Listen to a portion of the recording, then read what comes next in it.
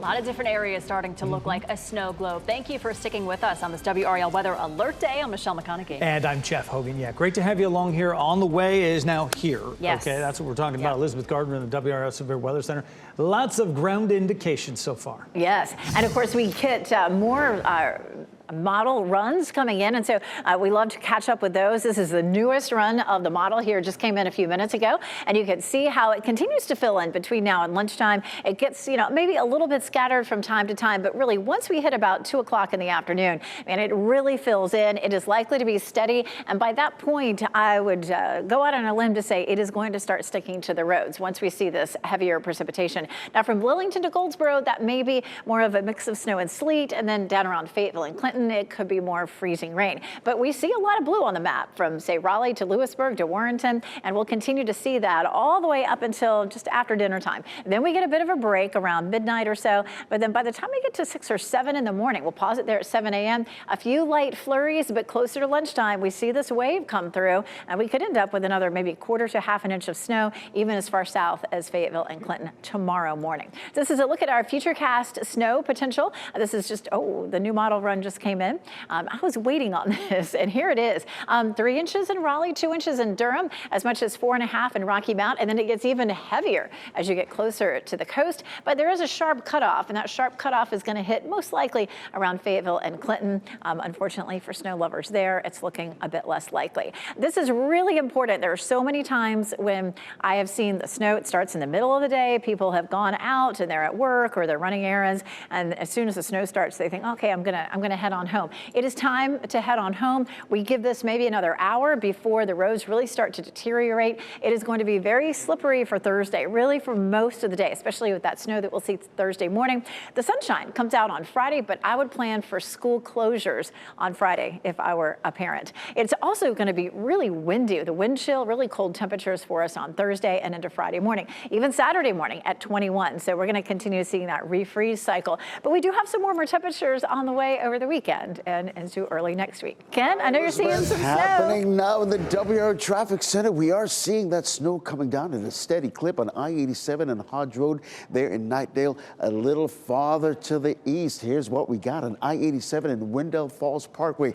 I know you can see this at home. You can see the snow coming down at a real steady clip, but it's not sticking to the roads just yet. You can see traffic moving nicely in both directions on I-87. We'll keep an eye on that for you as well. There are a couple of crashes that we want to bring your attention to. This one on Capitol Boulevard in the southbound lane near Buffalo Road. We're not seeing any delays in the area, but again, we can't stress enough, you are out on the roadways. If you have to be seeing an emergency vehicle, just be careful.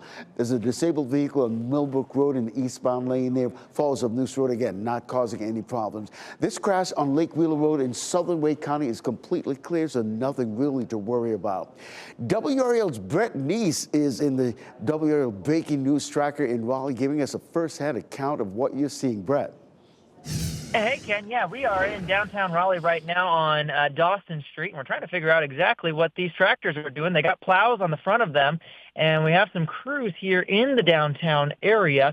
Looks like Mofat pipe is on one side of the trucks here, and then there's a couple of tractors in front of us, though, that have plows on the front of them, and they are here in the downtown. I count 4 of them, and then there's a couple other trucks along with them with some kind of caution signs and lights as they roll through. We're at Dawson and Hargett now, right here next to Raleigh City Hall. But we got plenty of snowflakes falling down here in the downtown area. Nothing quite sticking yet to the roadways, but it is starting to pick up in intensity at this point, which is fun to see. But what is striking here in the downtown Raleigh area is how few people are on the roadways. I mean, we see all of these trucks here through this intersection and these tractors with the plows. That's the most traffic we've really seen in downtown all morning long. There has been very little traffic. It means a lot of people heeding these warnings from DOT, from our meteorologist, that these conditions are not going to be safe to drive in later today. And it almost feels like a holiday. It almost feels like a lot of people are off work like they're supposed to be. So we're continuing to check in on things here in the downtown Raleigh area, around Wake County as well. We're looking for all kinds of trouble spots, and as soon as we come across any, we'll let you know. But at this point, smooth sailing, but we know that will change here as we go along the rest of the morning, but we'll continue to check back in with you. For now, live in Raleigh, Brett Neese, WRAL News. Listen, if you can do it, it's a freebie. You know, if you're getting a snow holiday, then just take it. Right, absolutely. It's funny to see the dark clouds start to move in too, because that means the snow. And it is snowing. It's beautiful. Not everybody can stay home, and a lot of folks want to get where they're going via the airport.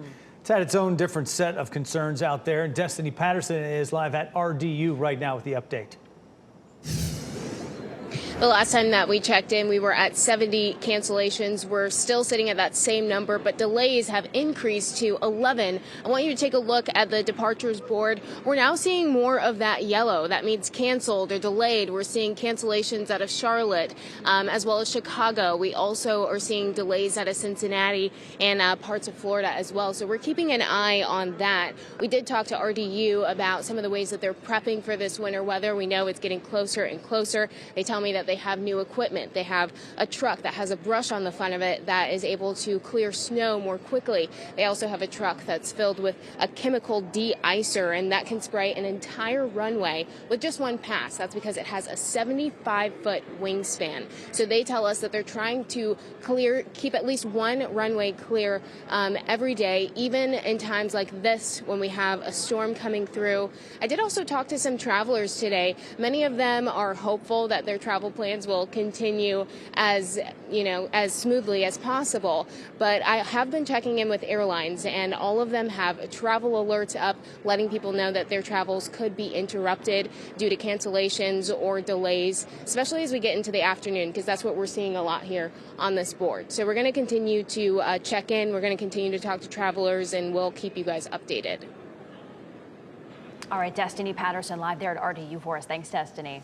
Let's get back out to the WRAL storm tracker now. Amy Wilmoth is in that vehicle and moving down 55 Fuquay Varina. These are some of the communities that we have seen fill in with some snowflakes. Are you seeing any more?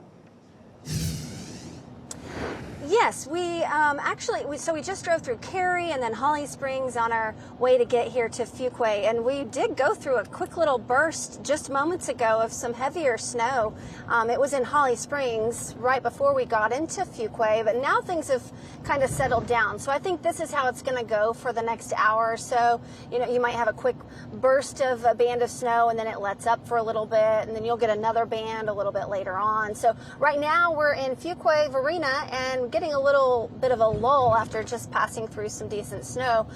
Still didn't see anything sticking to the roads yet, but we're just at the beginning of this event. We do have a way to see what the road temperature is with one of our tools here, and I did just check the road temperature and it was 29. So once the snow really starts to pick up, it's really not going to take long to stick to the roads and stick to the grassy surfaces. The air temperature is 32, so we have freezing temperatures at the surface, we have freezing road temperatures, so I really think that roads will deteriorate once the snow really starts to pick up. But right now, in at least Fuquay Varina at the very moment, it's pretty quiet after just driving through a little bit of snow. But we'll continue to drive around. I'm checking my radar and kind of seeing where we should go to see if the snow's coming down yet or sticking to the road. So we'll keep driving around here, and we'll keep you posted on if we start to see any road issues. When we start to see some of that snow stick, we'll be sure to check back in with you guys. Back to you. She's got all the tools there. She does in the storm tracker, yes. And we also have the tools to show